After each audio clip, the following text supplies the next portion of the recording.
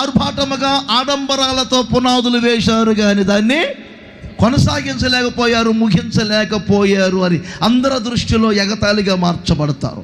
నా దేవుడు మనల్ని ఎగతాళి పాలు చేసే దేవుడు కాదు, అనేకుల మధ్యలో సిగ్గుపరిచే దేవుడు కాదు, అవమానాస్పదముగా అగౌరవముగా ఉంచే దేవుడు కాదు.